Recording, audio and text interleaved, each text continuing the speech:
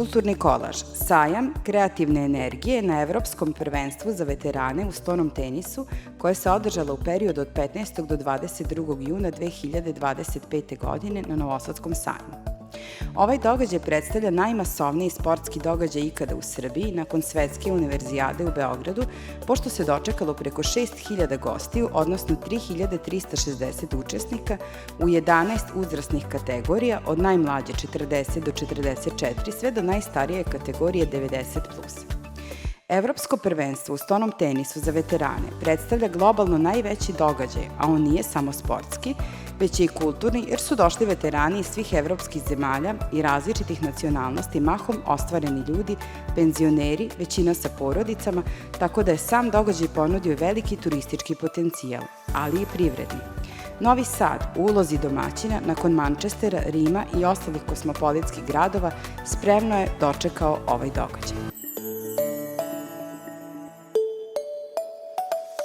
Osim takmičarskog dela, koji se igrao na čak 150 stonoteniskih stolova i skoro 10.000 metara kvadratnih u dve najveće hale, gostima je bilo dostupno skoro 10.000 metara kvadratnih zatvorenog i otvorenog prostora Novosadskog sajma sa štandovima raznovrsne hrane i pića, suvenirima i drugim artiklima.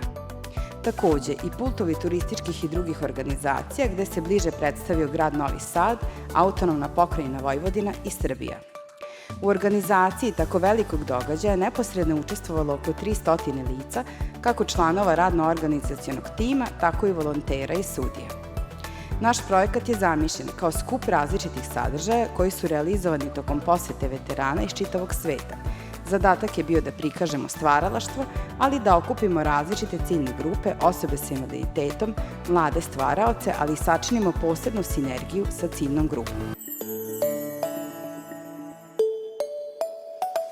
Sjajan način da se prikaže tradicija kroz kulturne potencijale našeg društva bilo je svečano otvaranje koje je imalo zadatak da prikaže bogatstvo različitosti, ali i maksimalne kulturne kompetencije i veštine. Takođe, pored ovog prezentacijskog aspekta našeg projekta potrebito za povezivanje sa ciljnom grupom učinili smo kroz radionice sa gipsom, svećama i voskom, ali i kreiranja novih predmeta koji su dobili prizvuk pravih suvenira. Mimo toga, naša ideja je bila da kreiramo i poseban kanal komunikacije sa malim proizvođačima koji su se predstavili posetiocima te im dali mogućnost da probaju kuglov, specifične sireve, ali i vide magnete, tkane predmete, sapune i druge interesantne tradicionalne proizvode.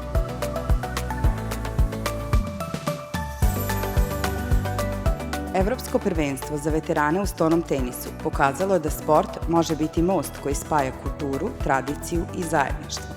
Novi Sad je time potvrdio da je grad otvorenog duha, spreman da ugosti Evropu i pokaže najbolje od sebe.